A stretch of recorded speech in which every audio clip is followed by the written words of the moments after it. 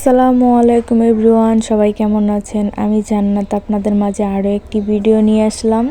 প্রতিদিনের মতো আজকেও আমি আমার রুমটা সুন্দর করে গুছিয়ে নিলাম। আসলে বাসায় কাজ থাকায় প্রতিদিন তেমন ভিডিও দেওয়া হচ্ছে না, তাই নিজেও একটু ভালো থাকার চেষ্টা করি, কাজের ফাঁকে নিজেকে একটু ব্যস্ত রাখার চেষ্টা করি।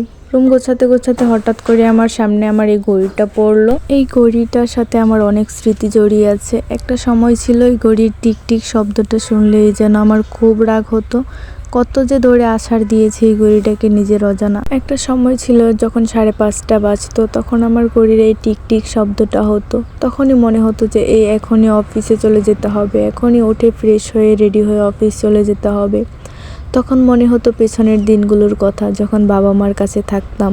ছোটবেলায় ছিলাম তখন, শৈশবে কখনো 5:30টায় বাবা মা ঘুম থেকে ডেকে তোলেনি, কখনো 6টাতেও ঘুম থেকে ডেকে তোলেনি। 7টাতে নিজে নিজেই উঠতাম, বা কখনো বাবা মা ডেকেই তুলতো মক্তবে যাওয়ার জন্য। এসব ভেবেই যেন চোখ থেকে 2-1 ফোঁটা জল গড়িয়ে পড়তো। তখন মনে হতো জীবনে কষ্ট সুখ সব কিছু মিলিয়েই মানুষের জীবনটা হয়। তখন ভাবতাম হয়তো বা কখনো কখনো ভালো সময় আসবে, কখনো কখনো নিজেকে অনেক সুখী একটা মানুষ মনে হবে। এখন হয়তো বা আমার খারাপ সময় যাচ্ছে, ভালো সময় ইনশাল্লাহ কোনো একদিন আসবে, সেটার আশাতেই বসে থাকতাম। আল্লাহর উপর ভরসা রাখতাম, ইনশাল্লাহ তিনি আছেন, তিনি একদিন ভালো সময় ঠিক দিবেন।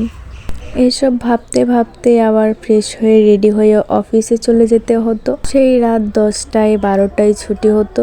আবার বাসায় এসে রান্না করে খাওয়া দাওয়া করে ঘুমিয়ে যেতে হতো, কারণ মাথায় এই টেনশনটা থাকতোই যে সকালবেলা আবার অফিস যেতে হবে, সারাদিন অফিস করতে হবে। একটু ঘুম তো প্রয়োজনই। এসবের ফাঁকে ফাঁকে নিজেকে সময় দেওয়ার মতো কোনো চান্সই ছিল না।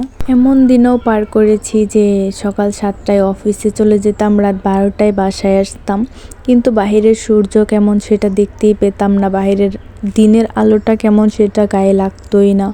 সারাদিন অফিসের ভিতরে থেকে বাহিরের যে সন্ধ্যার সময় যে সূর্য অস্ত যায় সেটাই দেখতে পেতাম না, সকালবেলা সূর্য উদয় হয় সেটাও দেখতে পেতাম না। খুব মন খারাপ হতো এসব ভেবে, যে আগে যখন বাড়িতে ছিলাম তখন এসব কিছুই হতো না। বাবা মার কখনো এসবের জন্য প্রেশার দিত না যে ঘুম থেকে সকাল সকাল উঠতে হবে বা তাড়াতাড়ি ঘুমাতে হবে, সারাদিন কাজ করতে হবে, এই করতে হবে সেই করতে হবে।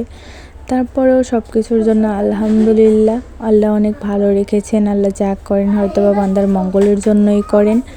আপনাদের কমেন্ট পেলে ইনশাল্লাহ একদিন জীবনের গল্পটা শেয়ার করব।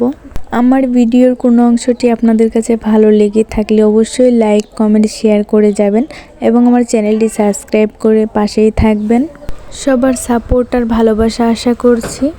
আজকের ভিডিওটা এখানেই শেষ করছি, দেখা হবে নতুন কোনো ব্লগে। আল্লাহ হাফেজ।